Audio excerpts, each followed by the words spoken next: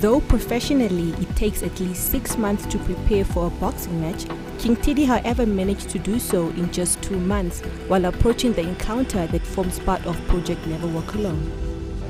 King Tidi spoke about a rough start to his training journey, saying that it began in winter and that he was unfamiliar with scheduling gym sessions in his day-to-day life.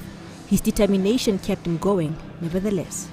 When I started, I had a few injuries. It's first time me doing this. I didn't know how to punch straight. I didn't know all those things. But now I'm okay. I think I also fell in love with the sport. For me, I really never did sport. I didn't really go watch soccer and all this. But I fell in love with boxing. I think even after boxing this Saturday, I'll be able to continue the training. And if somebody needs me to beat them up, I'll do so.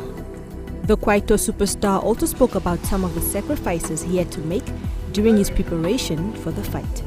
Sacrifice that I made is just mostly time and me leaving a little bit of my work just to focus on this. But it's worth it. Plus also I'm now fit just for myself. Besides the boxing, I feel like mentally I'm sharp. Tidi's boxing trainer Eames Moses emphasized how challenging it was to prepare someone who never took part in the sport before, especially considering the amount of time granted to them.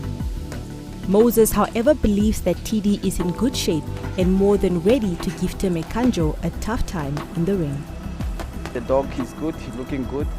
I think Tim is going to deal with him the whole night for 4 rounds.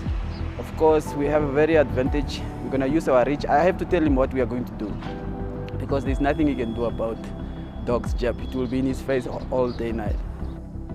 King Tidi hopes that the public shows up in numbers to support the project Never Walk Alone. Tim Ekanjo says preparing for a nerve-wracking confrontation with King Tidi has been a challenge for a variety of reasons. With the clock ticking, he is nevertheless focused on the huge task that awaits him. It's a lot of mental preparation and what you need to check, what you eat, and just everything. So I think the commitment has been very, very high. But I think through the 3 months and going through all the struggles, it reminds me of the sort of struggles that these kids are going through on a daily basis. And that has something that has pulled me through the last 3 months. And I'm thankful that we're at this point. When asked why Project Never Walk Alone uses boxing as an initiative to raise funds for shoes, Ekanjo explained. Boxing is a very popular sport. I'm sure a lot of people would want to see me get knocked out, and they're willing to pay big money for it.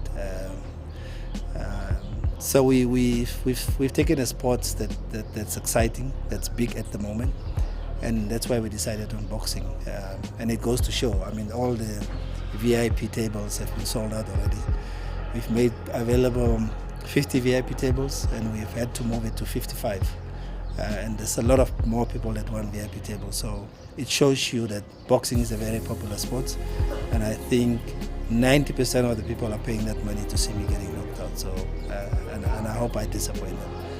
When asked about how prepared he is to face King Tidi, Ekanjo had this to say. You should not take your opponent lightly. I'm not going to take him lightly. He shouldn't be taking me lightly. One punch can end it all in boxing. It can happen in the first minute, it can happen in the 4th round. But I think I'm very ready. I've been training with a lot of champions. I can decide to end the fight either in the 1st round, 2nd round, 3rd round or 4th round. I've got the speed, I've got the power, I've got the footwork. And I think I'm just a well-rounded fighter in the last 3 months.